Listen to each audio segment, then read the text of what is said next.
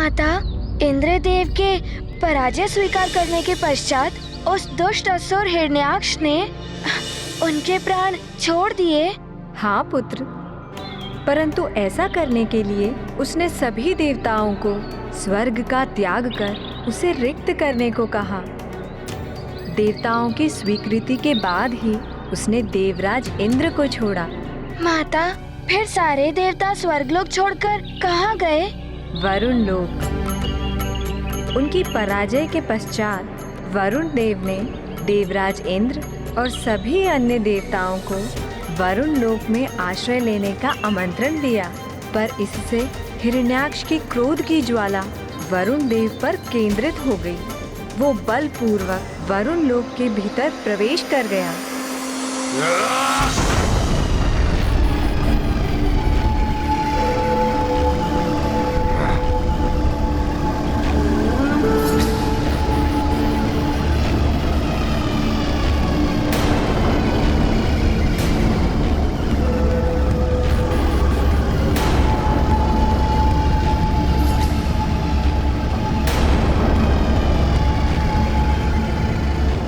वरुण देव, मुझसे पराजित इंद्रदेव को आपने शरण देकर सर्वशक्तिमान हिरण्याक्ष को ललकारा है, और अब आपको अपने पौरुष का परिचय देने का समय आ गया है। समस्त सागरों के तथाकथित देवता, आइए और मेरे सम्मुख आकर अपने इस कृत्य के परिणाम को भुगतिए, अन्यथा आपके इस हिमित वरुण लोक को अपनी क्रोधाग्नि से पिघलाकर ध्वस्त कर देगा ये सर्वशक्तिमान हिरण्याक्ष।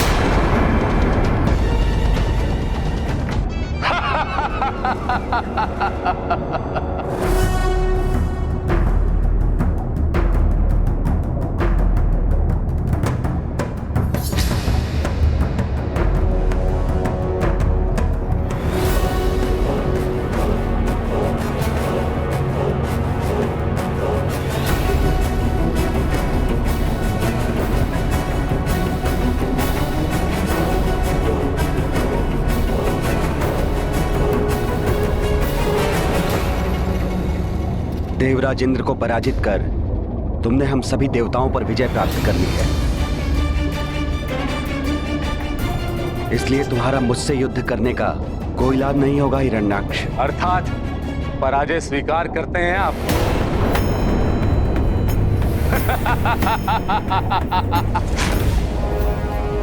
सर्वशक्तिमान हिरण्याक्ष से युद्ध किए बिना ही समर्पण कर रहे हैं? तुमसे युद्ध करने की क्षमता मुझ में नहीं है,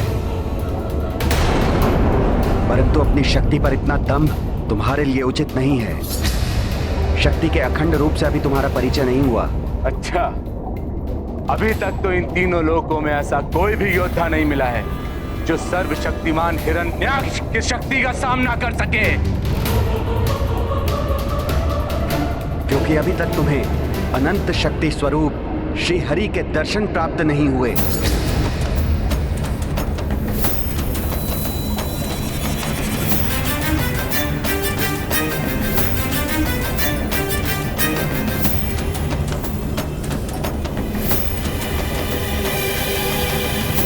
क्या हुआ? श्री हरि का नाम सुनकर तुम्हारे मस्तक पर चिंता की रेखाएं छा गई? सबको भयभीत करने वाले हिरण्याक्ष, तुम स्वयं भयभीत हो गए। सर्वशक्तिमान हिरण्याक्ष को कोई भी भयभीत और चिंतित नहीं कर सकता। मैं अभी आपके श्री हरि को युद्ध के लिए चुनौती देता हूं। कौन है वो शक्तिशाली योद्धा और कहां मिलेंगे वो? अवश्य, तुम्हारे काल के रूप में वो शीघ्र ही तुम्हें प्रत्यक्ष दर्शन देंगे। तीनों लोकों में दुष्कर्म कर तुमने अपने पापों का बोझ बढ़ा लिया है। भूदेवी तुम्हारे अत्याचारों से त्रस्त है। तुम जैसे पापी के कारण श्री हरि प्रभु नारायण भूदेवी को संतप्त नहीं रहने देंगे। मेरी चिंता मत करिए वरुण देव, मैं शीघ्र ही आपके श्री हरि को सुनकर इंद्रदेव और आपके समान उन्हें भी पराजय स्वीकार करने के लिए बाध्य कर दूंगा।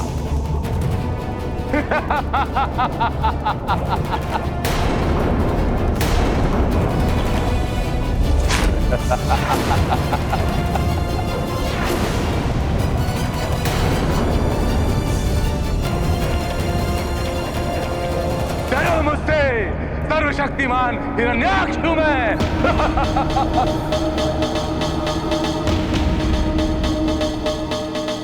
माता, क्या हिरण्याक्ष को प्रभु विष्णु जी का कुछ भी स्मरण नहीं रहा? मेरा अर्थ है वो पूर्व जीवन में बैकुंठ निवास के द्वारपाल थे। उन्हें सदा प्रभु विष्णु जी का सानिध्य प्राप्त था। नहीं पुत्र, जन्म प्राप्त कर जीवलोक में आते ही पूर्व जीवन की समस्त स्मृतियां मिट जाती है। साथ रह जाते हैं मात्र उस जीवात्मा के अच्छे और बुरे कर्म, जिसका प्रभाव उसके वर्तमान जीवन पर होता है। हिरण्याक्ष का यह जीवन उसके पूर्व जन्म की भूल का दंड था और इस जीवन में भी पाप कर्म कर उसका जीवन अपने विनाश की ओर अग्रसर था। तो उसने प्रभु श्री हरि से मिलने के लिए क्या किया माता? प्रभु श्री विष्णु जी से मिलकर उनसे युद्ध करने के लिए आतुर हिरण्याक्ष ने पृथ्वी के जीवों पर अत्याचार बढ़ा दिए। उन्हें भिन्न भिन्न प्रकार से प्रताड़ित करने लगा।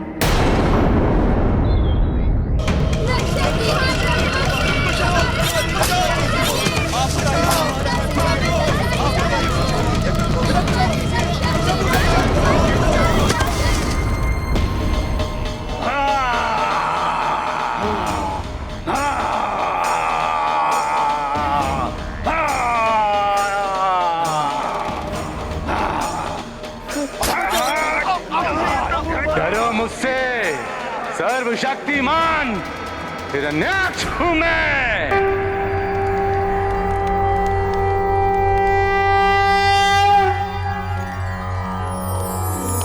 ओम सहनाववतु सहनौ भुनक्तु सह वीर्यं करवावहे तेजस्विनावधीतमस्तु मा विद्विषावहे।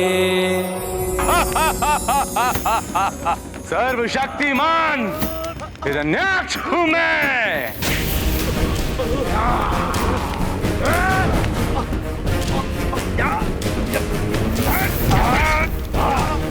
किसी को मत छोड़ना।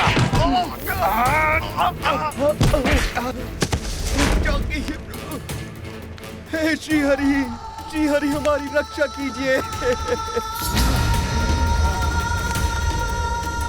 इन राक्षसों ने हमारा यज्ञ खंडित कर दिया।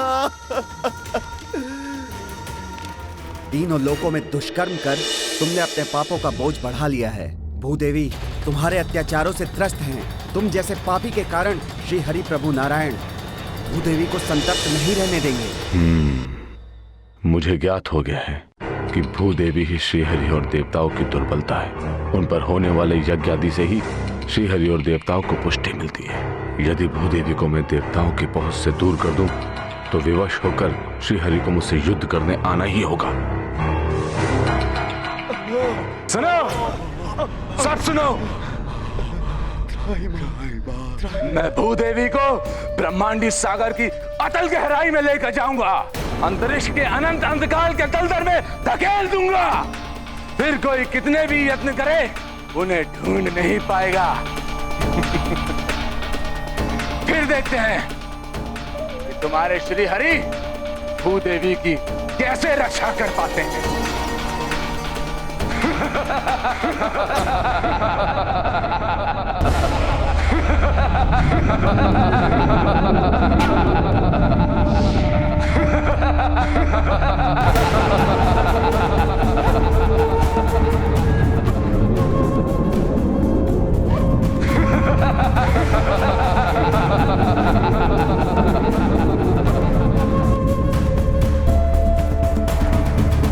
श्री विष्णुवे नमः।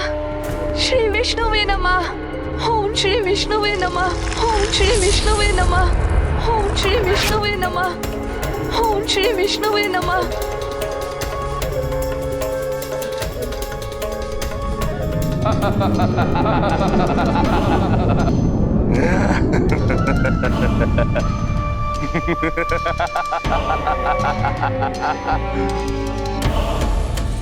भूदेवी,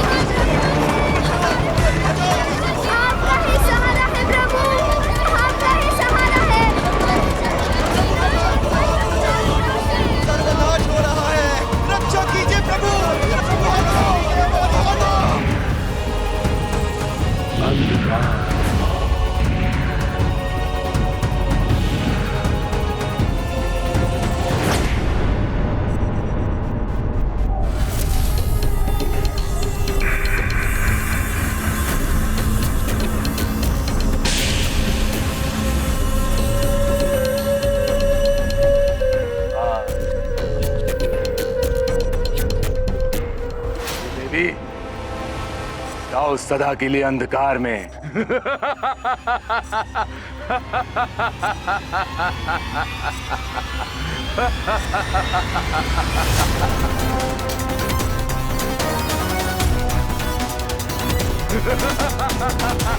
हे श्री हरि, हे प्रभु नारायण रक्षा कीजिए।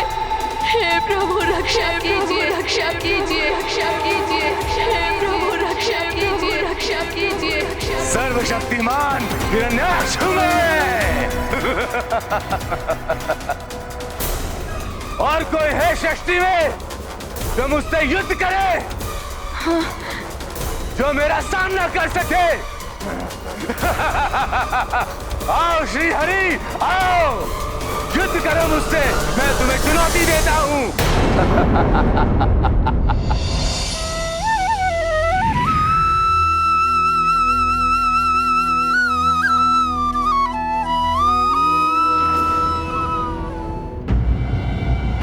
सर्वनाश हो रहा है, रक्षा कीजिए प्रभु, आपका ही आज्ञा है, रक्षा कीजिए, हमारा रक्षा कीजिए प्रभु, हमें प्राण दान दीजिए प्रभु, हमारी रक्षा कीजिए, हमें प्राण दान दीजिए। माता, परंतु इतने समय तक जगत के समस्त जीवों को आतंकित करने वाले ऐसे कुटिल पापी हिरण्याक्ष को दंडित करने के लिए प्रभु इतना विलंब क्यों कर रहे थे? प्रभु विष्णु जी दया स्वरूप है पुत्र। वे पापियों को अपने पापों का प्रायश्चित करने का अवसर प्रदान करते हैं, परंतु जब किसी के पापों का घड़ा भर जाए तब प्रभु विष्णु स्वयं पधार कर उसका संहार कर पृथ्वी को उसके आतंक से मुक्त कराते हैं। हनुमान समझ गया माता। पापी को भी क्षमा प्रार्थना तभी प्रदान हो सकती है जब वो सत्य हृदय से प्रायश्चित करे। परंतु हिरण्याक्ष तो अहंकार में अपना विवेक खोकर पाप पर पाप किए जा रहा था माता। उसका संहार होना तो आवश्यक था। तब प्रभु नारायण ने अवश्य वराह अवतार लिया होगा। हाँ पुत्र, हिरण्याक्ष ने भूदेवी को अंतरिक्ष में व्याप्त अंधकार के दलदल में धकेलकर घोर पाप किया था। भूदेवी को असहनीय कष्ट पहुंचाया था। जब भूदेवी ने अपने दुखों और कष्टों के निवारण के लिए स्वयं प्रभु विष्णु जी की प्रार्थना प्रारंभ की तो असीम वेदना से भरी उनकी पुकार समस्त ब्रह्मांड में गूंज उठी। हे प्रभु, शीघ्र दर्शन देकर मेरी रक्षा कीजिए। मुझ पर और मेरे भीतर संचित जीवन पर घोर संकट छाया है। अब आप ही मेरी रक्षा कर सकते हैं प्रभु, अन्यथा मैं अपने भीतर निहित जीवन की रक्षा करने में असमर्थ हो जाऊंगी। प्रभु रक्षा कीजिए।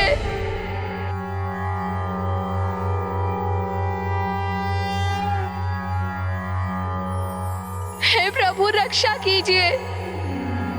नमः क्षीराभिवासाय नागपर्यङ्कशायने, नमः श्रीकर संस्पृष्ट दिव्यपादाय विष्णवे, नमस्ते योग निद्राय योगांतर्भाविताय च ताक्षासनाय देवाय गोविंदाय नमो नमः।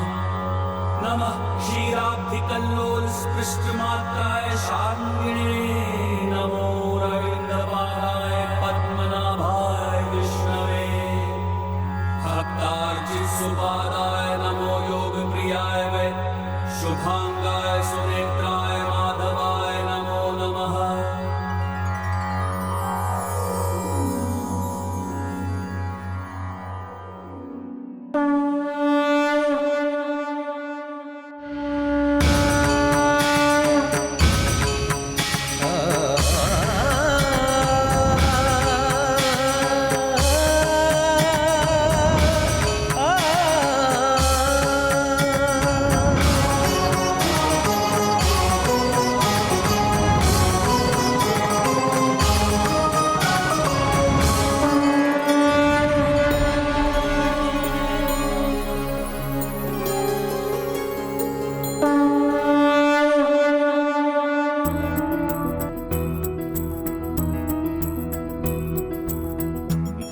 भूदेवी की करुण पुकार, प्रभु वराह काले अवतार। दुष्ट हिरण्याक्षा के काल, भय श्री नारायण जगपाल। पापी का जब हो संहार, जीवन का हो तब उद्धार। अद्भुत लीला तुम्हारी प्रभु, जय जय जय श्री वराह विष्णु।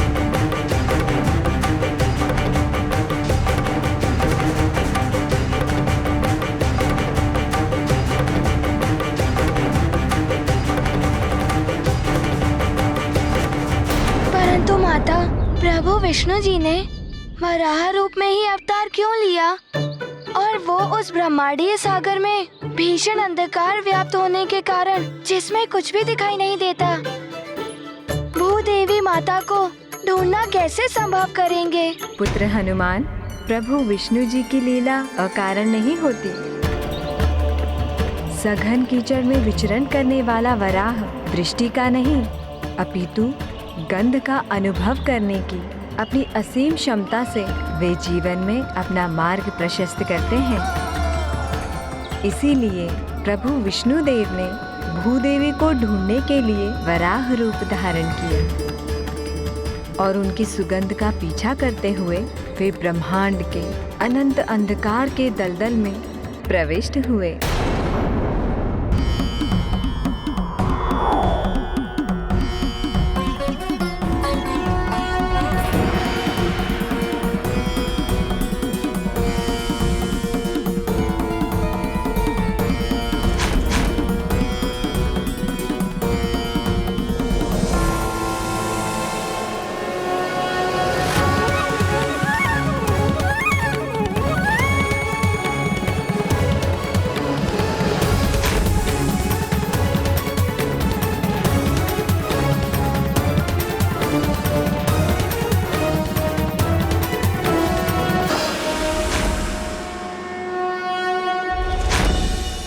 गुरु पशु स्वयं हरि नहीं तो जो भी हो तुम, भूदेवी को ढूंढकर उसकी रक्षा करने के उद्देश्य से अंधकार के अनंत दलदल में प्रवेश करोगे तो सुनो, ये कदापि सफल नहीं होगा।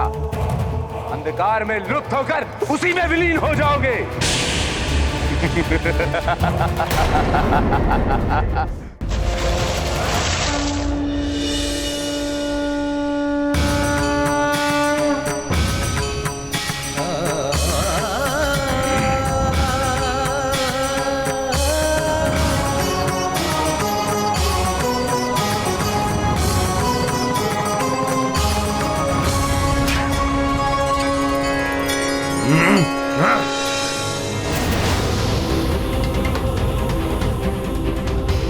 मुझसे मेरी इच्छा के विरुद्ध चुनौती देने का दुस्साहस किया, दंड दूंगा तुझे, संहार करूंगा तेरे शरीर का, गुरु पशु।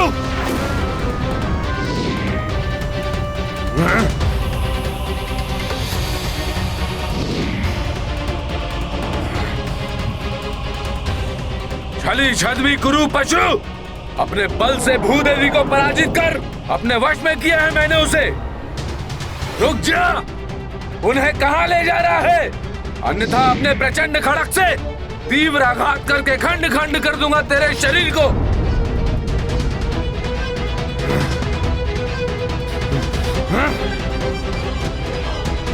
तुम्हारा मुझसे बचकर निकल जाना असंभव है, तुझे छोड़ूंगा नहीं।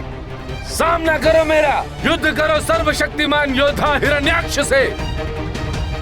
भूदेवी पर सिर्फ मेरा अधिकार है। यदि साहस है तो पराजित करो मुझे और ले जाओ उसे अपने साथ।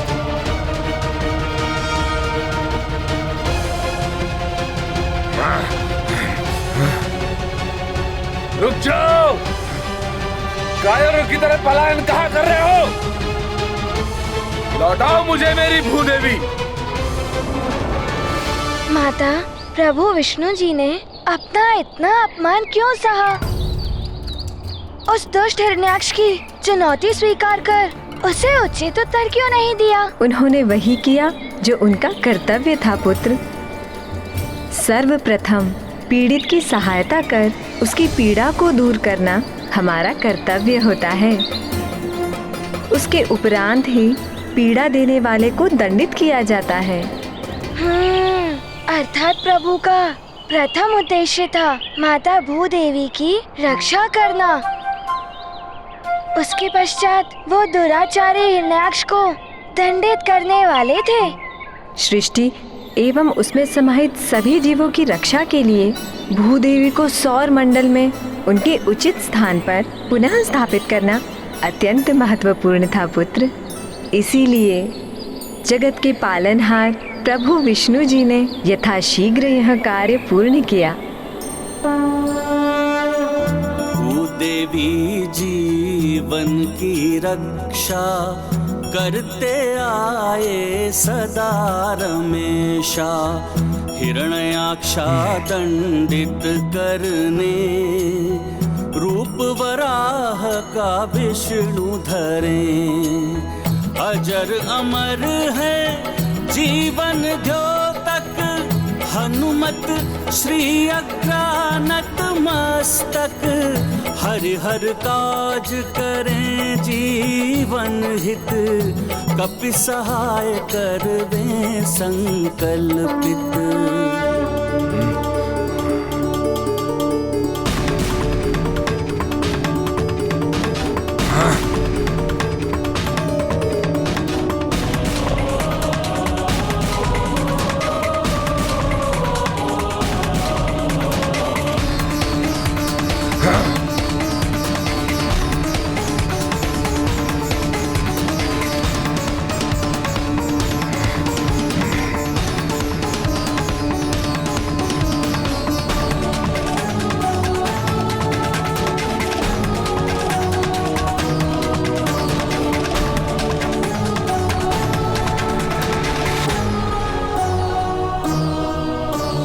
अब मुझसे बचकर कहां जाओगे कायर पशु?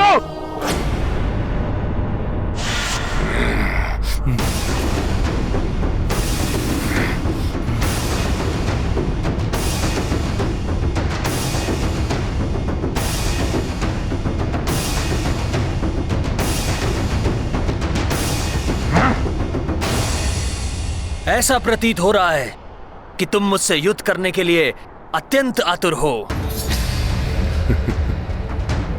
कायर और कुरूप पुकार, तुमने जिसका अनेकों बार अपमान किया, आज वो तुम्हारे सम्मुख है। इच्छा पूर्ण करो अपनी, आओ युद्ध करो मुझसे।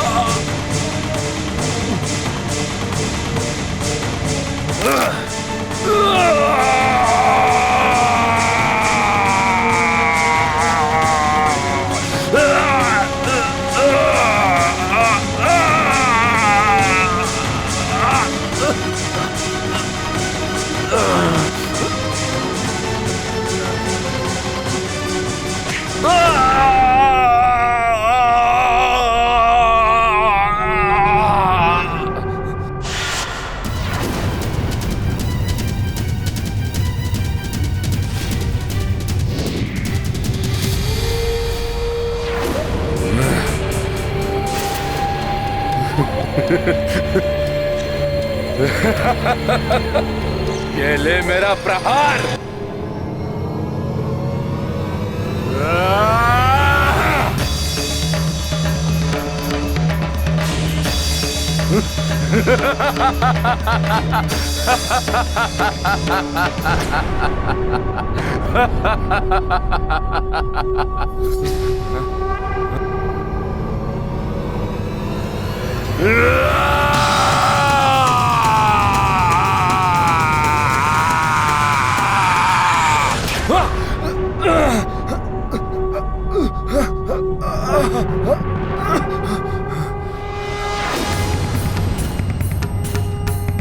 बस इतनी ही शक्ति है तुम में हिरण्याक्ष।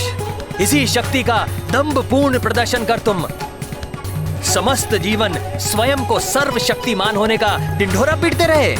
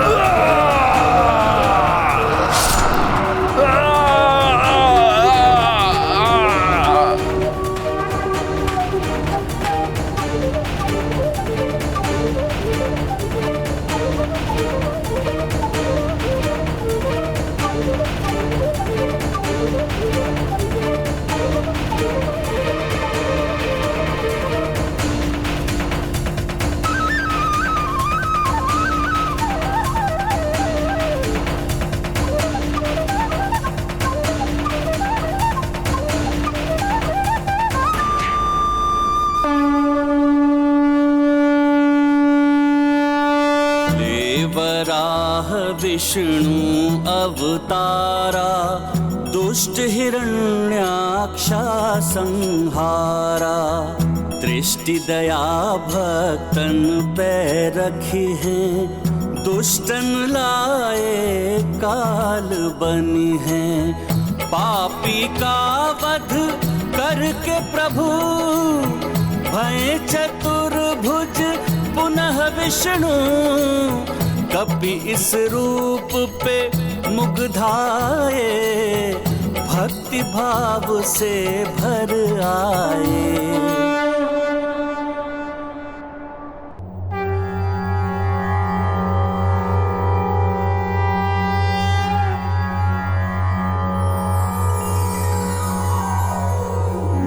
नमः शंभुवे तुभ्यं सृष्टे सर्वार्थवेदिने। नमो हिरण्यगर्भाय वेधसे परमात्मने। नमस्ते वासुदेवाय विष्णवे विश्वयोनये। नारायणाय देवाय देवानां हितकारिणे।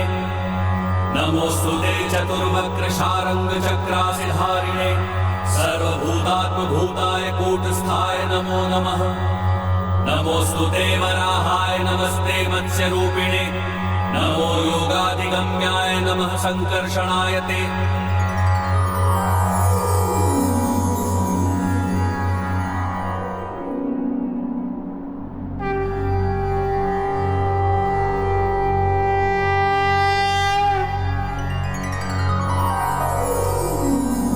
नमोस्तुते वराहाय नमस्ते मत्स्यरूपिणे। नमो योगाधिगम्याय नमः संकर्षणाय ते।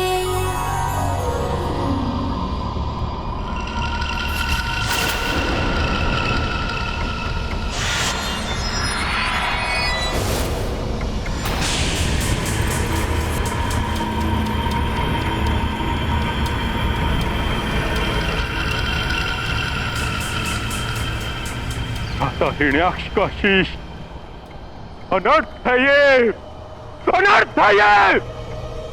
किसने किया मेरे रुच का वध करने का भयंकर अपराध? किसने किया? भ्राता, वो चाहे जो भी हो, मैं उसे नष्ट कर दूंगा, अस्तित्व मिटा दूंगा, मैं उसका अस्तित्व मिटा दूंगा।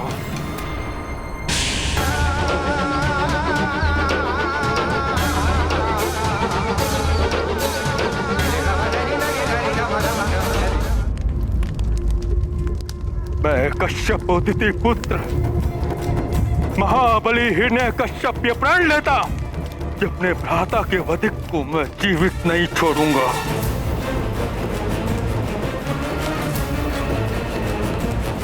नहीं छोड़ूंगा जीवित। ये क्या माता, एक समस्या का अंत हुआ तो दूसरी समस्या ने जन्म ले लिया। और हिरण्यकश्यप ने ये कैसा प्रण ले लिया था माता? उसका यही प्रण उसके लिए ही अहितकर प्रमाणित हुआ होगा।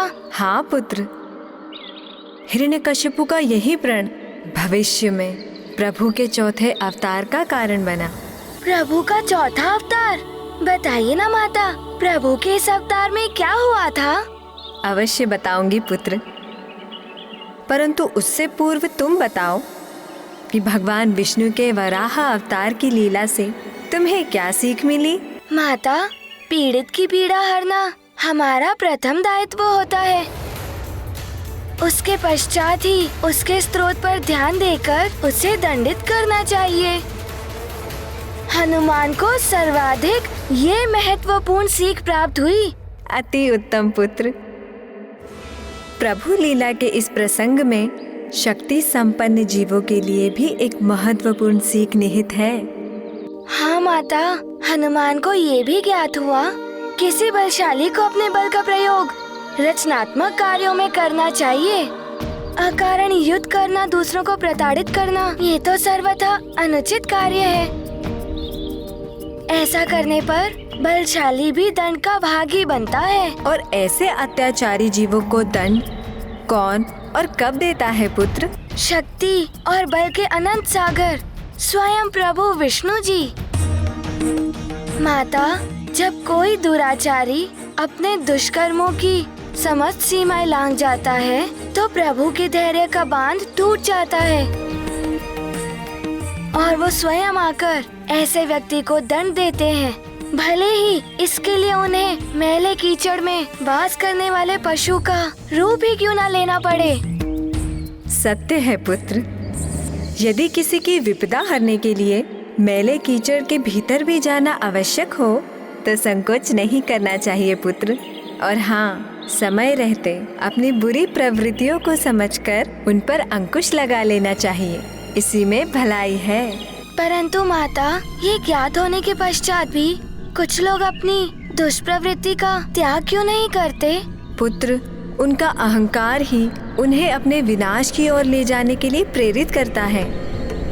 अहंकार व्यक्ति की बुद्धि को इतना अक्षम कर देता है कि खुले नेत्रों से प्रत्यक्ष उदाहरण देखने के पश्चात भी अहंकारी जीव कोई सीख ग्रहण नहीं कर पाता। जैसे माता?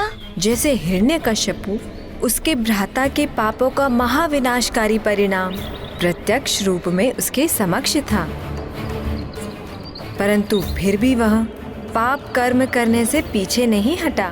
माता, तो क्या हिरण्यकश्यपु को ज्ञात हो गया था कि उसके भ्राता हिरण्याक्ष का वध प्रभु श्री हरि ने ही किया था? हाँ पुत्र, गुरु शुक्राचार्य ने उन्हें बता दिया था कि हिरण्याक्ष के वध की घटना प्रभु श्री हरि की ही लीला है।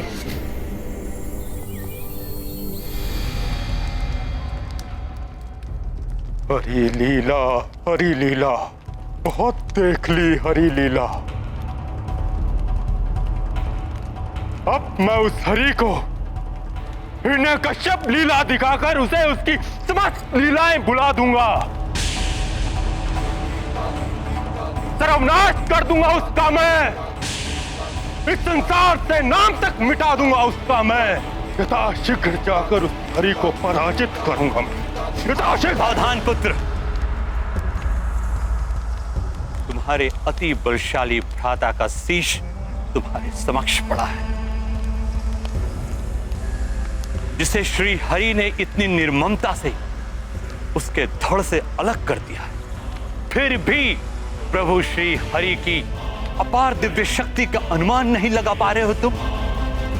पुत्र, यदि तुम्हें श्री हरि के समक्ष अपने आप को जीवित रखना है तो उनसे युद्ध से पूर्व सृष्टि के रचयिता ब्रह्मा जी से अमृतत्व का वरदान प्राप्त करो।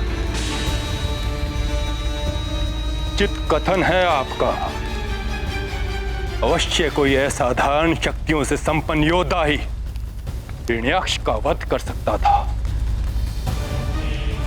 अपने शत्रु की शक्तियों को कभी कम नहीं आंकना चाहिए।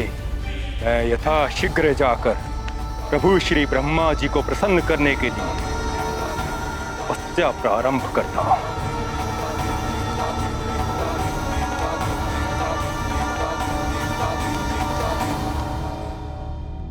नाथ, आप ये कैसा अनर्थ करने जा रहे हैं? मुझे ऐसी अवस्था में एकाकी छोड़कर आप तब के लिए कैसे प्रस्थान कर सकते हैं? ऐसी अवस्था अर्थात क्या हुआ है आपको देवी के याद? स्वामी, आपको संतान सुख प्राप्त होने वाला है। आप पिता बनने वाले हैं।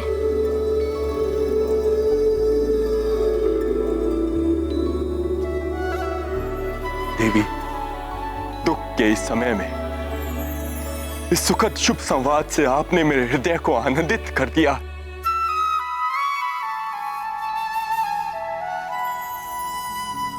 देवी, इसके लिए मैं आपका धन्यवाद करता हूं।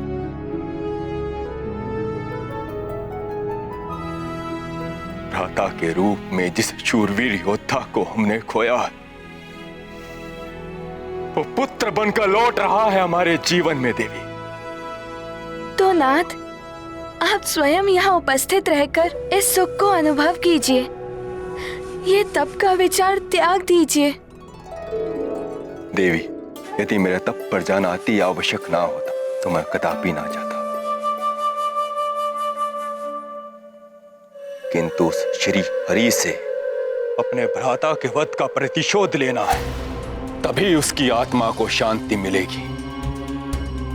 और उसके लिए प्रभु श्री ब्रह्मा जी से वरदान पाना अति आवश्यक है। ये प्रतिशोध की भावना आपको निष्ठुर बना रही है। अपने ही संतान के प्रति आपका वात्सल्य क्षीण कर रही है। देवी, मेरा पुत्र मेरे वंश का विस्तार करेगा। मेरा उत्तराधिकारी बनकर मेरे साम्राज्य, मेरे मान सम्मान, असुरों की प्रतिष्ठा में वृद्धि करेगा। वो मेरे अपने अंश से उत्पन्न होने वाले अपने तेजस्वी पुत्र के प्रति वात्सल्य शून्य कैसे हो सकता हूं? तो प्रमाणित कीजिए अपना वात्सल्य, अपना पिता धर्म, और कह दीजिए कि आप नहीं जाएंगे वन, और यहीं मेरे साथ रहकर अपने पुत्र के जन्म का सुख भोगेंगे। देवी, हम हिरण्यों के लिए हमारी प्रतिष्ठा सर्वोपरि है। उसको ठेस पहुंचाने वाले को भयंकर परिणाम भुगतना ही पड़ता है। अपने पुत्र के लिए सशक्त उदाहरण रखना मेरे लिए अति आवश्यक है।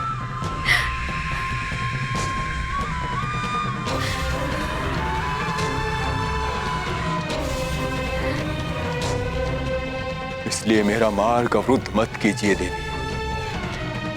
मुझे विश्वास है अपने पुत्र के जन्म से पूर्व मैं प्रभु श्री ब्रह्मा जी से वरदान प्राप्त कर लौटाऊंगा, और अपने पुत्र के जन्म के उपरांत असुरों के चिर शत्रु श्री हरि का सर्वनाश कर उसके मस्तक का मुकुट उपहार के रूप में अपने पुत्र को क्रीड़ा के लिए दूंगा।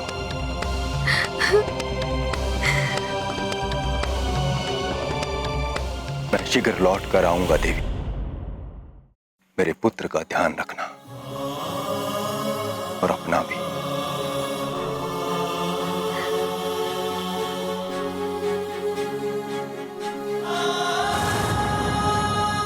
ये शत्रुता सदैव असुर कुल के लिए अहितकर परिणाम लेकर आई है, परंतु इन पुरुषों को समझाना कहाँ संभव है। माता, क्या हिरण्यकश्यपु प्रभु नारायण के पास जाकर उनसे युद्ध करने के लिए इतना कटिबद्ध था कि अपनी कुट युक्ति से जनित कुटिल योजना को भी क्रियावंती भी कर दिया था? हाँ पुत्र, परंतु दुर्भाग्यवश जब इंद्रदेव को यह ज्ञात हुआ कि हिरण्यकश्यपु कठोर तपस्या करने वाला है, तब उन्होंने भी एक अरुचिकर योजना रची। मुझे विश्वास है कि वो दुष्ट असुर स्वर्ग पर अपना आधिपत्य स्थापित करने के लिए ही तप करने जा रहा है। इन लालची असुरों की दृष्टि सदैव हमारे स्वर्ग पर ही होती है, परंतु यदि वो कपटी अपनी योजना कर सकता है तो उसे विफल करने के लिए मैं देवराज इंद्र भी योजना बना सकता हूं। सुनिए सब, हिरण्यकश्यप की अनुपस्थिति का लाभ उठाकर उसके सभी शक्तिशाली राक्षसों का संहार करेंगे।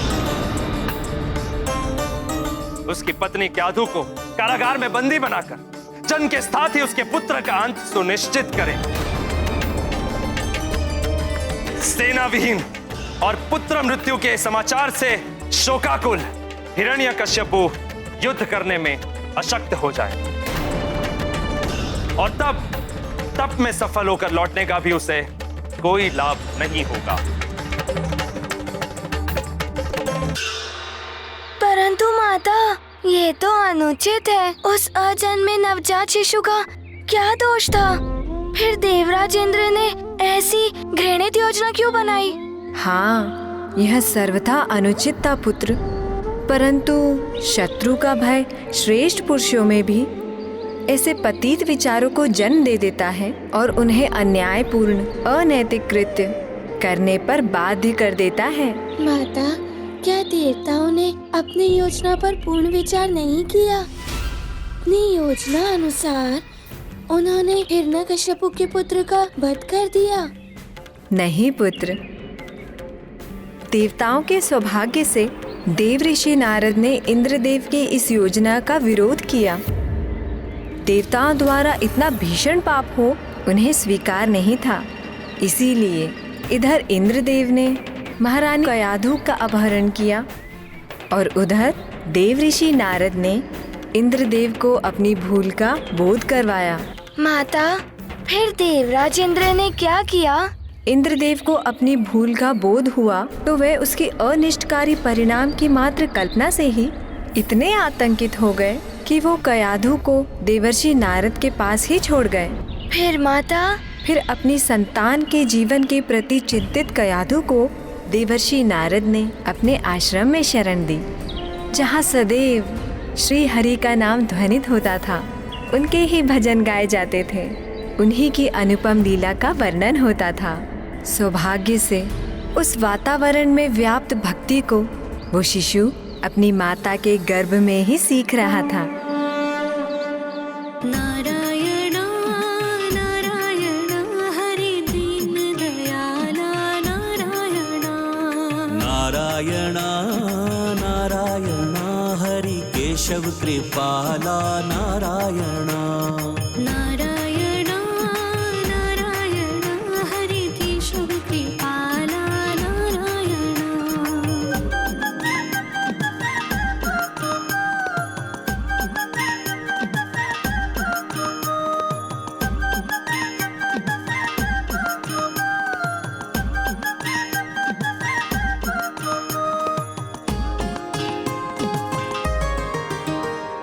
तुम जग के स्वामी जगपाल हो, तुम हो भोर विष्णु तुम रात हो, अंता भी तुम अनंता भी तुम, निर्बल सबल सबके नाथ हो। नारायणा नारायणा हरि माधव मृणाला नारायणा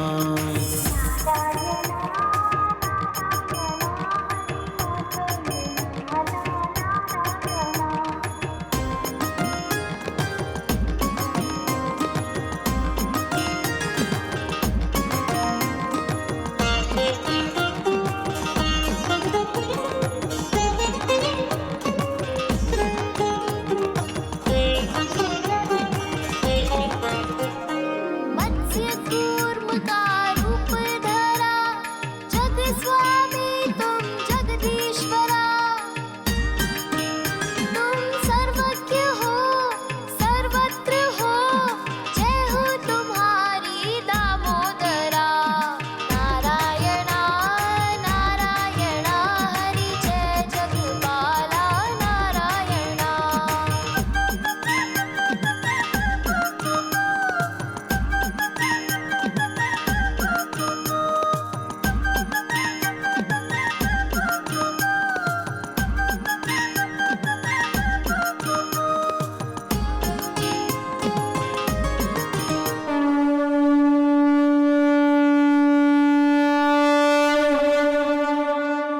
माता, ये कैसा विचित्र सा संयोग है।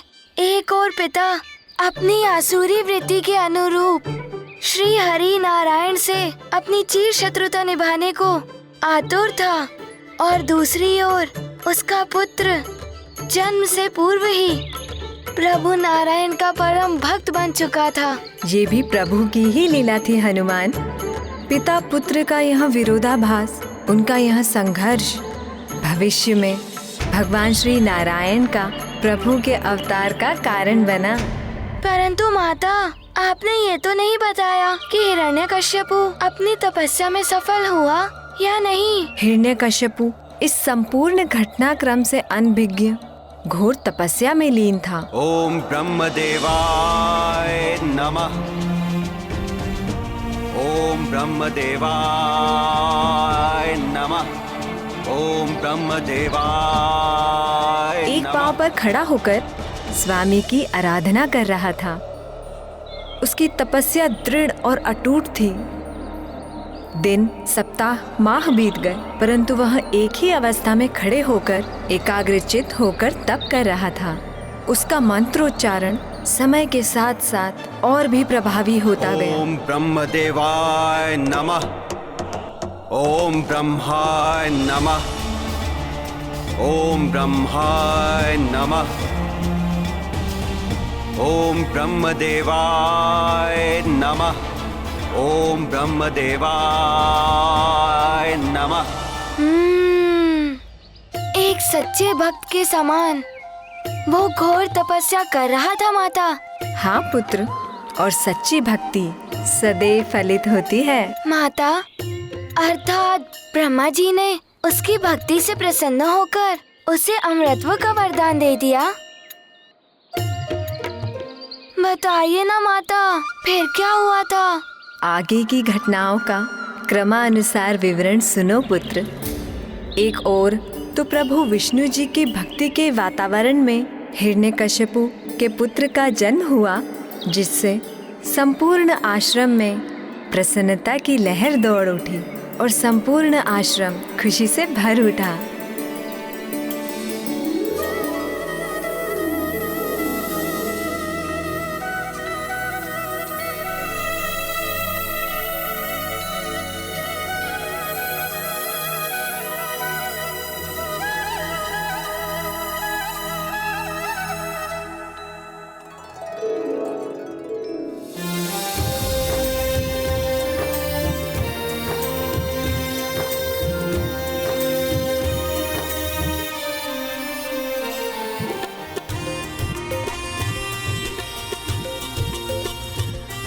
ओम नमो नारायण हरि।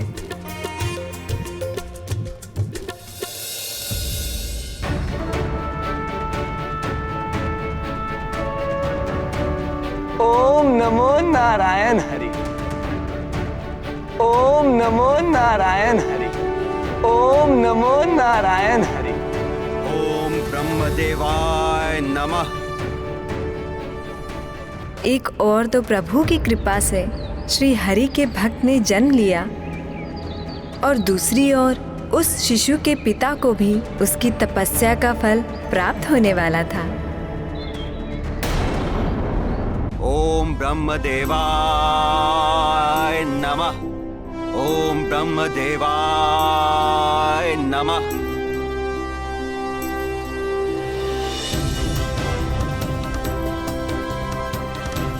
ओम ब्रह्मदेवाय नमः। ओम ब्रह्मदेवाय नमः। ओम ब्रह्मदेवाय नमः। ओम ब्रह्मदेवाय नमः। वस्त हिरण्यकश्यपु,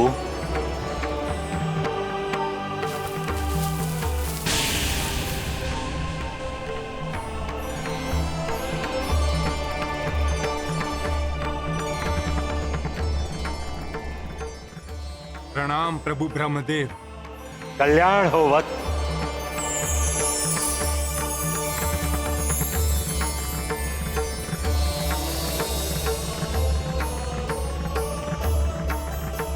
मैं तुम्हारी तपस्या से अत्यंत प्रसन्न हूं वत्स, कहो, क्या वरदान चाहिए तुम?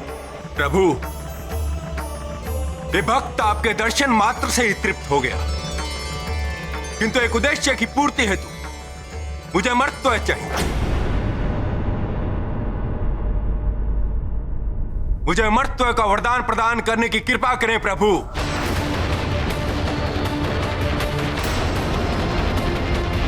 प्रभु, तब में कोई त्रुटि हुई है मुझसे,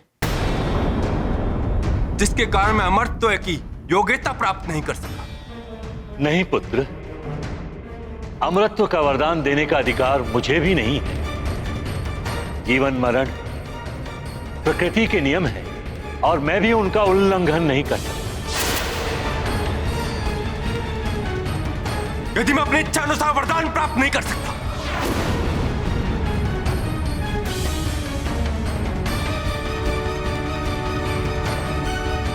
क्षमा कीजिए प्रभु, तो फिर तप का क्या लाभ है? प्रभु, मुझे तपोफल के रूप में अमरत्व चाहिए, मात्र अमरत्व है।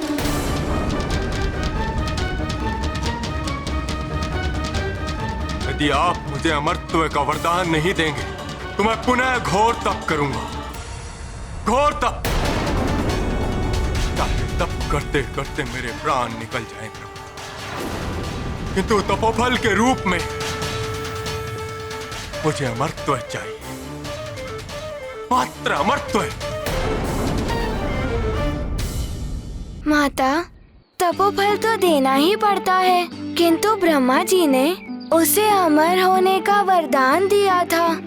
फिर कैसे प्रभु नारायण विष्णु जी उनका संहार कर सकते थे? वो तो अजय। धीरज रखो हनुमान। प्रभु ब्रह्मा जी सृष्टि के रचयिता है।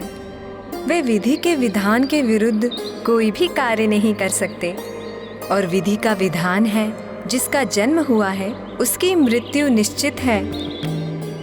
और इसीलिए उन्होंने हिरण्यकश्यपु को अमरत्व का वरदान नहीं दिया पुत्र। तुम्हें और तप करने की आवश्यकता नहीं है पुत्र, तुम तपोफल के अधिकारी हो चुके हो। किंतु मैं तुम्हें अमरत्व का वरदान देकर सृष्टि का विधान नहीं बदल सकता। हाँ, यदि तुम चाहो तो अपनी मृत्यु को बाधित कर सकते हो।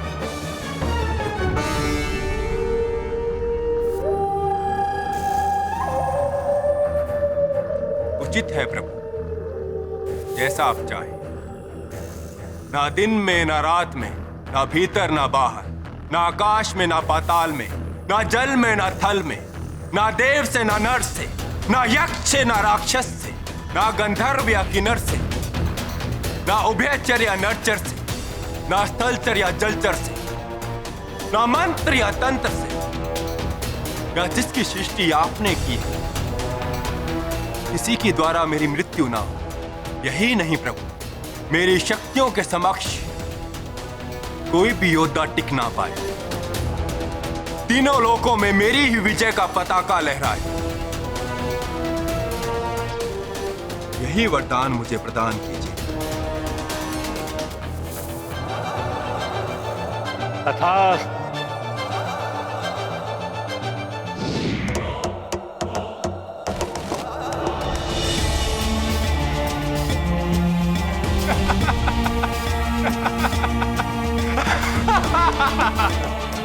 प्रभु, ऐसा प्रतीत होता है आप मेरी कविताओं में उलझ गए।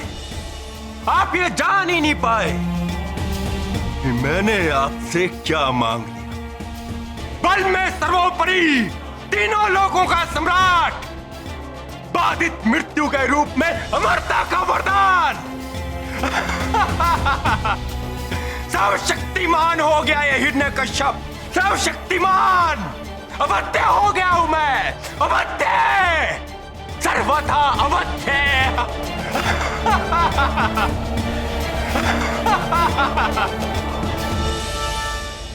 क्या हुआ पुत्र?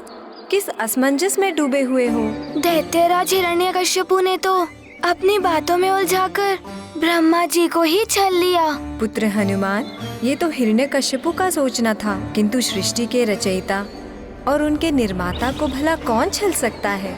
हनुमान प्रभु तो सर्वज्ञाता सर्वव्यापी हैं। जो कुछ भी हो रहा है या भविष्य में होने वाला है, सब प्रभु की ही लीला है।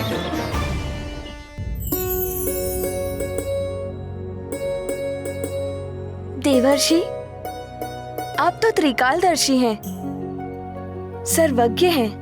कुछ मेरे पुत्र के भविष्य के बारे में भी बताइए ना। ये बड़ा होकर दैत्य सम्राट बनेगा ये।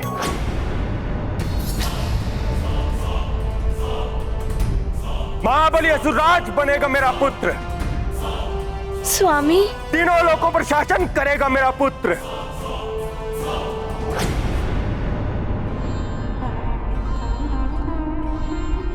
अच्छा हुआ स्वामी आप आ गए। हाँ देवी के यादू, मैं आ गया। अमरता का वरदान प्राप्त कर लौटा हूं मैं। अमरता का वरदान? हाँ, एक प्रकार से अमरता का ही वरदान है ये। तीनों लोकों में कोई भी प्राणी जिसका जन्म हुआ हो, उससे अवध्यता का अर्थ ही है अमरता।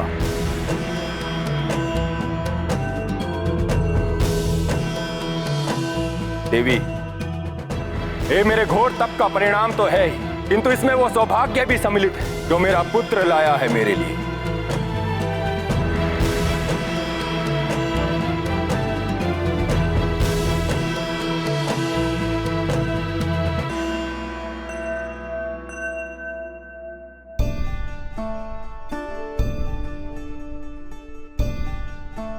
देखो प्रिय, मेरे पुत्र के दमकते हुए मुखड़े को,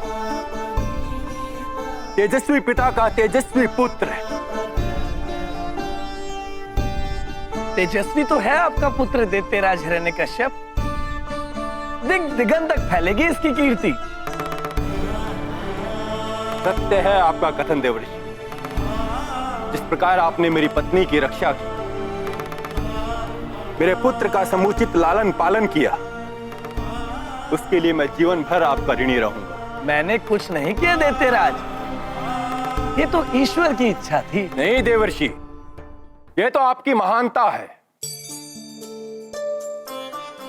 महारानी कयाधु, अब हम राजभवन चलकर गुरुदेव से अपने पुत्र के लिए एक महान नाम का शोध करवाएंगे, जिसकी प्रसिद्धि दिग दिगांत तक फैल जाएगी। स्वामी, क्यों ना हम देवर्षि से ही अपने पुत्र का नामकरण कराएं? यदि ये मेरी रक्षा ना करते तो... मुझे उस धूर्त इंद्र के कपट के बारे में सब ज्ञात। कपटी को अपनी करनी का फल भोगना पड़ेगा। देवर्षि,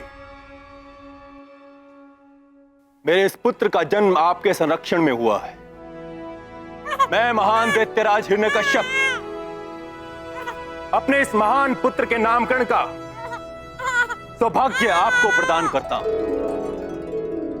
दैत्यराज, आपके पुत्र के जन्म लेने से मात्र आपके और महारानी कयाधु के जीवन में ही उल्लास एवं आनंद नहीं आया, मेरा आश्रम भी एक अपूर्व आह्लाद से भर उठा था। और आह्लाद से भर उठा संपूर्ण दैत्यवंश। हाँ दैत्यराज, अतः आपके पुत्र के लिए सबसे उपयुक्त नाम होगा प्रहलाद। प्रहलाद, प्रहलाद, प्रहलाद, उत्तम, अति उत्तम। मेरा पुत्र, मेरा प्रहलाद, दिग दिगांत तक गूंजेगा ये नाम। प्रहलाद, प्रहलाद। प्रहलाद, प्रहलाद सबके हृदय को आह्लाद से भरने वाला नाम है ना माता? हाँ हनुमान, सदैव प्रसन्न रहने वाला और सबको प्रसन्नता प्रदान करने वाला बालक प्रहलाद। माता, पुत्र मोह के आनंद में पड़कर तो मनुष्य सब कुछ भूल जाता है। दैत्यराज हिरण्यकश्यपु भी अपनी शत्रुता आदि भूल ही गए होंगे। काला रंग हो या कलुषित हृदय, उनमें कितना भी उजला रंग मिल जाए या उजले विचार, उनकी कालिमा कभी भी समाप्त नहीं होती। अपने पुत्र का आनंददायी मुखड़ा क्रूर हृदय हिरण्यकश्यपु को अपनी शत्रुता भुला नहीं सका। वो अपनी पत्नी एवं पुत्र को महल में ही छोड़कर तीनों लोक पर विजय प्राप्त करने के लिए निकल पड़ा और उसका सर्वप्रथम लक्ष्य था भगवान विष्णु जी का धाम।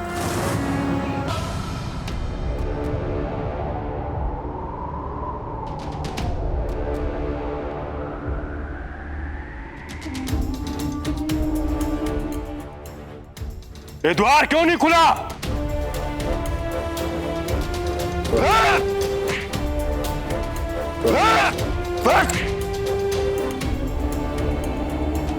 वो हिरण्यकश्यप के भय से द्वार बंद कर लिया छलिया विष्णु। आज समस्त ब्रह्मांड में तुम्हें मुझसे कोई नहीं बचा सकता। मेरे भ्राता हिरण्याक्ष के वधिक आज मैं तुम्हारा वध करूंगा। यदि साहस है तो मेरे समक्ष आ।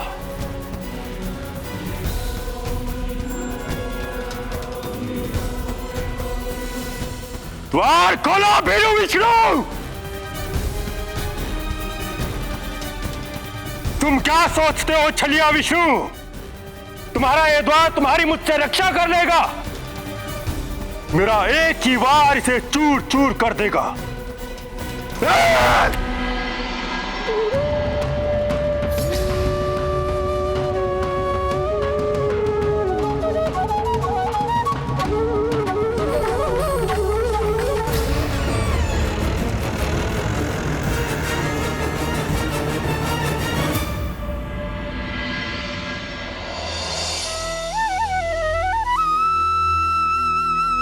मैं आ रहा हूं विष्णु।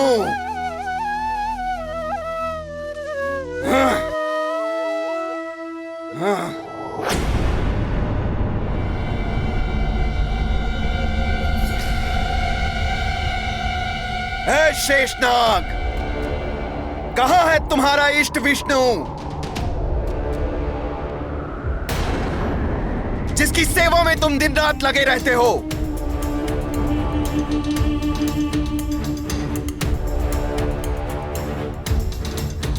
उस छलिया के धूर्त सेवक शेषनाग, यदि मेरे प्रश्न का उत्तर नहीं दिया तो तुम्हें बंदी बनाकर राजभवन ले जाऊंगा। तुम्हारी त्वचा बहुत ही सुंदर और शीतल है और इसे मैं अपने राज दरबार में बिछाऊंगा।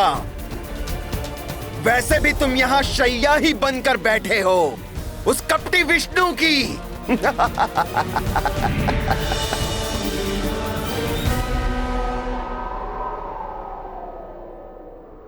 हाँ, शैया बना हूं मैं प्रभु विष्णु की, किंतु प्रभु श्री हरि के चरणों की सेवा के असीम आनंद को तुम जैसे पापी नहीं समझ सकते दैत्यराज। हाँ, सेवक हो तो अपने स्वामी की चाटुकारिता तो करोगे ही। अब शीघ्र बोलो, कहां है तुम्हारा वो भगवान होने का ढोंग रचने वाला स्वामी? प्रभु तो यही है, तुम्हारे समक्ष।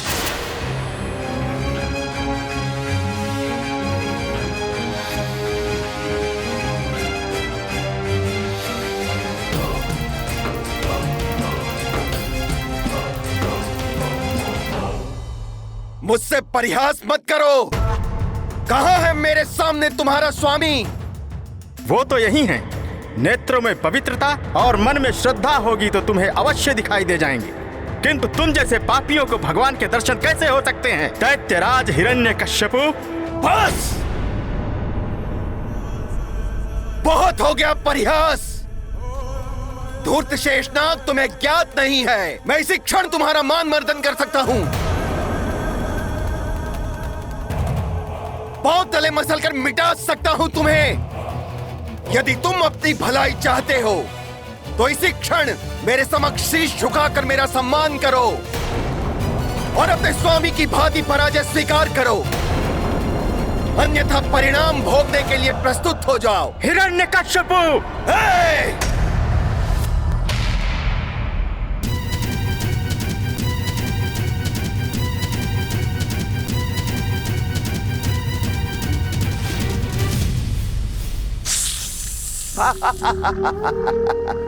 तो तुम्हें अपनी पराजय स्वीकार है। यदि अब तुमने पुनः मेरे समक्ष अपना शीश उठाने का साहस किया तो मैं तुम्हारे शीश के सहस्त्रों टुकड़े कर डालूंगा। अवश्य तुम्हारे स्वामी को मेरे वरदान के बारे में ज्ञात हो गया होगा, इसीलिए वो मेरे समक्ष नहीं आ रहा। अर्थात उसे अपनी पराजय स्वीकार है, तो अब उसके इस धाम पर मेरा अधिकार है। अपमान मर्दन करना है उस देवराज इंद्र का, जिसने मेरी अनुपस्थिति में मेरे पुत्र की हत्या करनी चाहिए। देवराज इंद्र, तुम्हें भी अपनी करनी का फल भोगना पड़ेगा। आ रहा है दैत्यराज महाबली हिरण्यकश्यपु। माता, प्रभु श्री हरि नारायण ने कुछ क्यों नहीं किया? दैत्यराज हिरण्यकश्यपु उनके ही धाम में आकर उन्हें ही क्या क्या नहीं बोला। माता, वो तो यही समझ रहे होंगे कि उनसे भयभीत होकर वो कहीं छुप गए हैं। माता, प्रभु नारायण ने उनकी वरदान की मर्यादा का पालन करते हुए उनका विरोध नहीं किया। वरदान की मर्यादा का पालन तो सबको करना ही होता है, और अभी हिरण्यकश्यपु के पाप का घड़ा भरा नहीं था। उचित समय आने तक प्रभु को प्रतीक्षा करनी ही थी। प्रभु के सामने न आने पर अपनी विजय समझकर हिरण्यकश्यपु स्वर्ग पर आक्रमण करने की ओर चल पड़ा। तब तो देवों और असुरों में बड़ा संग्राम हुआ होगा। माता, जो हठ धार्मिकता का त्याग कर परिस्थितियों के अनुसार अपने आप को ढाल लेता है, वही विवेकशील कहलाता है। और यही देवराज इंद्र ने किया। हिरण्यकश्यपु के आक्रमण करने से पूर्व ही देवराज इंद्र ने अन्य देवताओं के साथ मिलकर उसके समक्ष आत्मसमर्पण कर दिया। अच्छा, तो देवताओं ने भी वरदान का मान रखा। माता, हाँ पुत्र, वे समझ गए थे कि जब प्रभु श्री हरि नारायण ने स्वयं हिरण्यकश्यपु का सामना नहीं किया तो वो सामना करते तो खुद का ही अहित कर लेते, और इस प्रकार हिरण्यकश्यपु को बिना युद्ध किए हुए ही स्वर्ग का सिंहासन प्राप्त हो गया।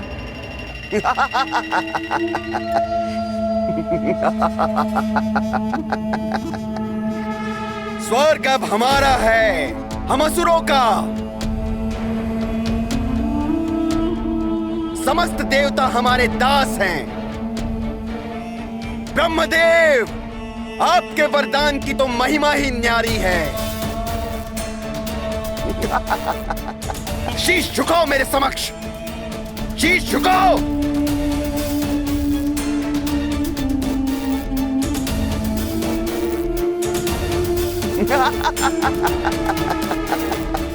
इंद्रलोक पर विजय प्राप्त करने के पश्चात उसने समस्त पृथ्वी के राजाओं को अपने अधीन करने की योजना प्रकट कर दी, और कोई भी राजा उसका सामना नहीं कर सका।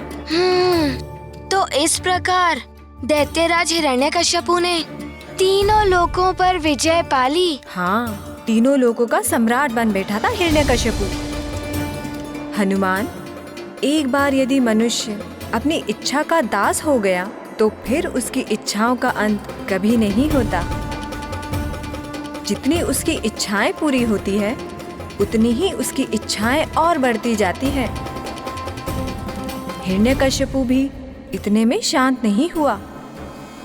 अब उसने स्वयं को ईश्वर घोषित कर दिया और उसे साक्षात ईश्वर मानने के लिए सबको बाध्य करने लगा।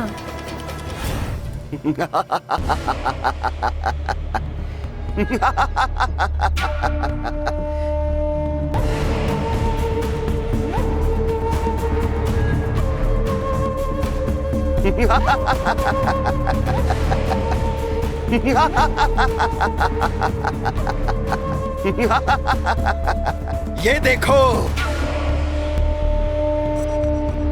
ये झुके हुए शीश, देखो ये लज्जा से भरे हुए नेत्र, पराजय से मलिन ये मुखड़े। देखो इन्हें, देखो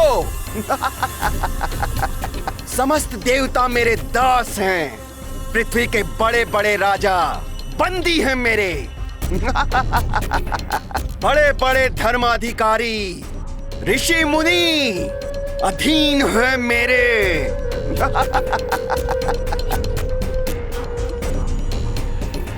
अब बताओ कौन है सर्वशक्तिमान? हिरण्यकश्यपु है सर्वशक्तिमान। दैत्यराज करना क्या चाहते हैं? ऐसा तो पहले कभी नहीं हुआ।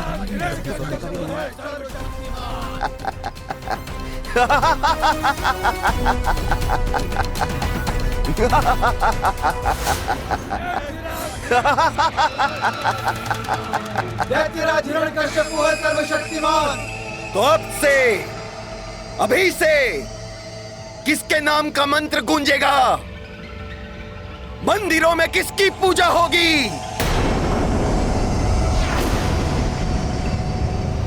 बताओ कौन है तुम्हारा प्रभु? प्रभु श्री हिरण्यकश्यपु महाराज। प्रभु श्री हिरण्यकश्यपु महाराज। प्रभु श्री हिरण्यकश्यपु महाराज। प्रभु श्री हिरण्यकश्यपु महाराज।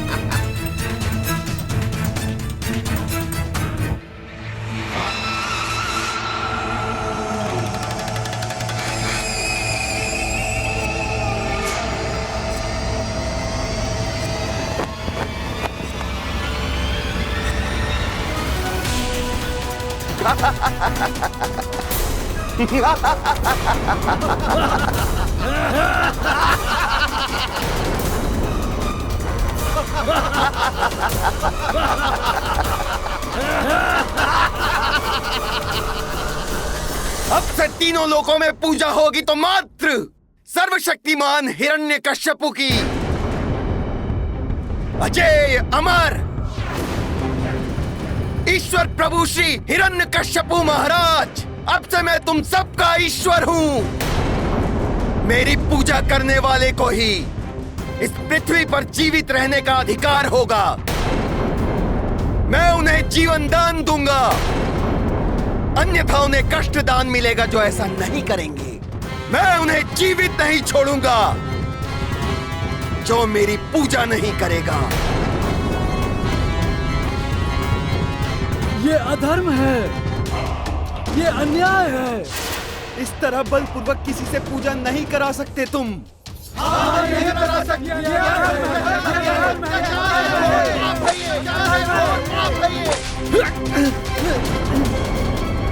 अब बताओ कौन है तुम्हारा ईश्वर? अब बताओ।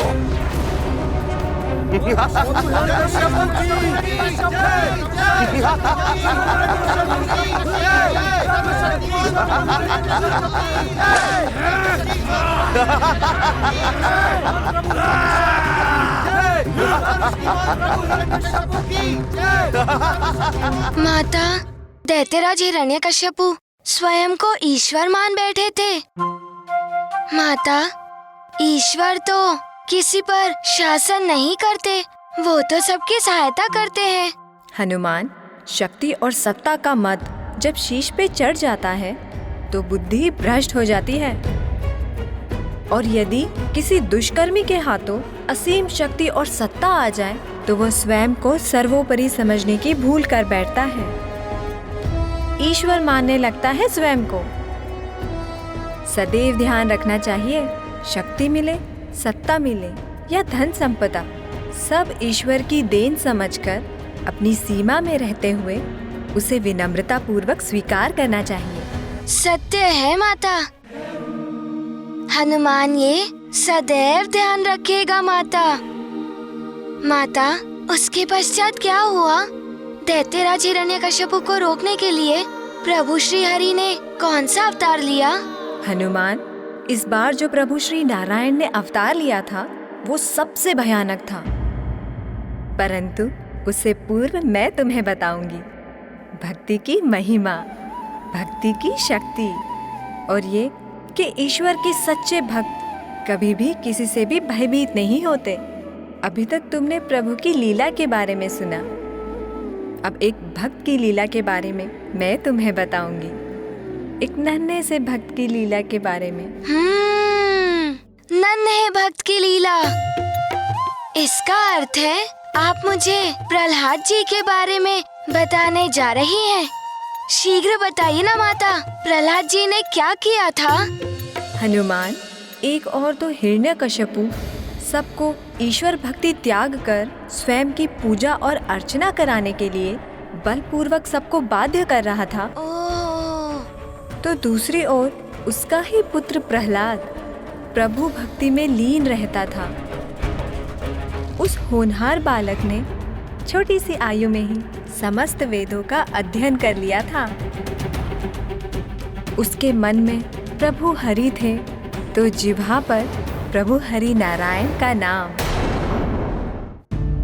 ओम नारायणाय नमः, ओम नारायणाय नमः, ओम नारायणाय नमः, ओम नारायणाय नमः, ओम नारायणाय नमः, ओम नारायणाय नमः, ओम नारायणाय नमः, ओम नारायणाय नमः, ओम नारायणाय नमः, ओम नारायणाय नमः, ओम नारायणाय नमः। नारायण का नाम लेना अपराध है। प्रतीत होता है राजकुमार प्रहलाद बावले हो गए हैं, उन्हें रोकना होगा। राजकुमार, ओम नारायणाय नमः। राजकुमार प्रहलाद ऐसे नहीं सुनेंगे। नारायणाय नमः।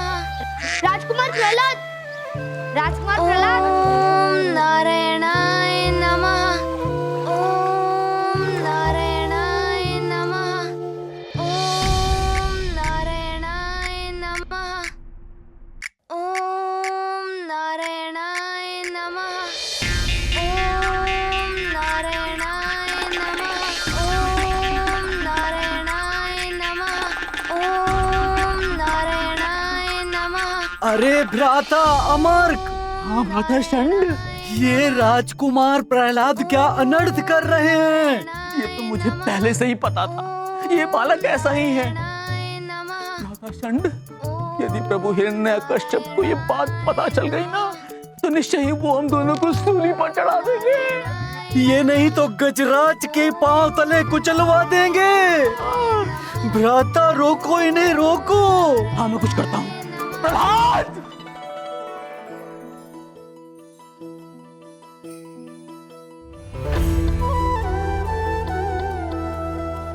प्रणाम गुरुदेव। यशस्वी बाबा। प्रणाम गुरुदेव। आयुष्मान भवा, आयुष्मान भवा। प्रहलाद अनर्थ तो कर रहे थे, परंतु देखो शिष्टाचार भी जानते हैं। और इनको देखो, देखो इनको, हाथ झुलाए खड़े हैं। हाँ भ्राता षंड, इन असभ्यों ने तो हमें प्रणाम तक नहीं किया। अरे मूर्खों, कुछ सीखो, कुछ सीखो अपने सहपाठी प्रहलाद से, समझे तुम लोग?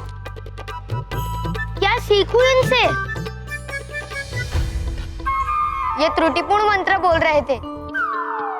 हिरण्य नमः के स्थान पर नारायणाय नमः बोल रहे थे राजकुमार। क्या नारायण मंत्र सीखूं गुरुजी, जिससे मुझे कारागार में डाल दिया जाए? ओहो, हमें ज्ञात है कि ये क्या बोल रहे थे और इनके बोलने का परिणाम क्या होगा। हाँ, हम तो ये कह रहे थे बस कि क्या तुम लोग को ये भी ज्ञात नहीं कि अपने गुरुजनों का सम्मान कैसे किया जाता है? अगर नहीं पता है तो सीखो, सीखो अपने सहपाठी प्रहलाद से। मित्रों, यहाँ आओ।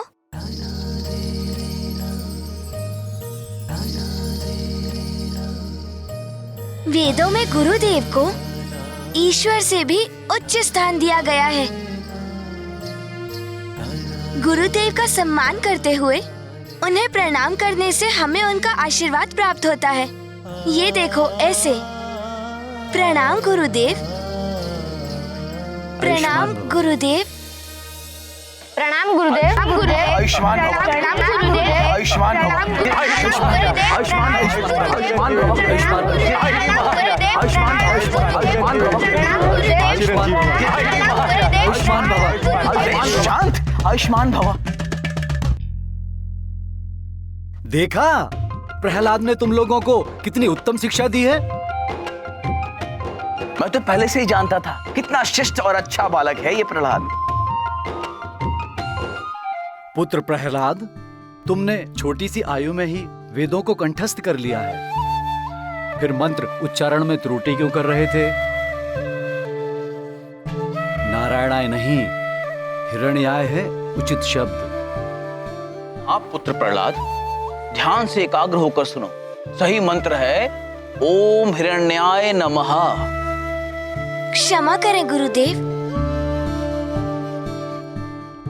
परंतु सही मंत्र तो यही है, ओम नारायणाय नमः। प्रभु प्रभु प्रभु प्रभु, क्षमा करे प्रभु हिरण्यकश्यपु। जो हमारे कर्ण ऐसे मंत्र श्रवण कर रहे हैं, क्षमा करे प्रभु, क्षमा। प्रहलाद, किसने तुम्हें ये मंत्र सिखाया? हाँ प्रहलाद, जहां तक मुझे ज्ञात है हमने तो तुम्हें कभी ये मंत्र सिखाया ही नहीं। क्या मैं जान सकता हूँ तुमने ये मंत्र कब और कहां से ज्ञात हुआ? ये तो मुझे ज्ञात नहीं, कदाचित मेरे हृदय में ये जन्म से ही बसा हुआ था। और फिर जो आपने मुझे वेद सिखाए हैं, उनका सार भी तो यही है, ओम नारायणाय नमः। प्रभु प्रभु प्रभु प्रभु। प्रहलाद, ये वेदों का सार नहीं है।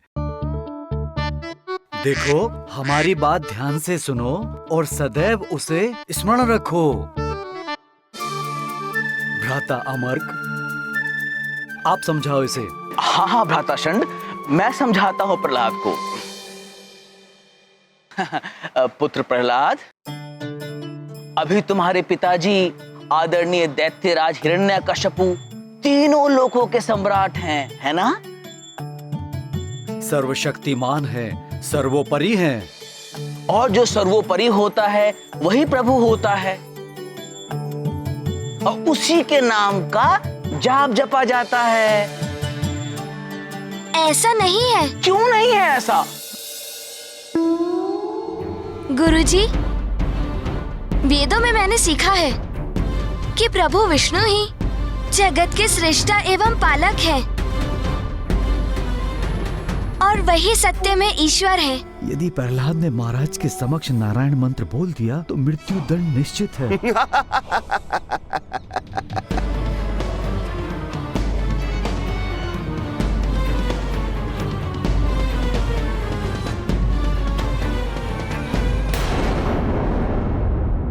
बलपूर्वक या अत्याचार कर किसी के हृदय में स्थान नहीं बनाया जा सकता।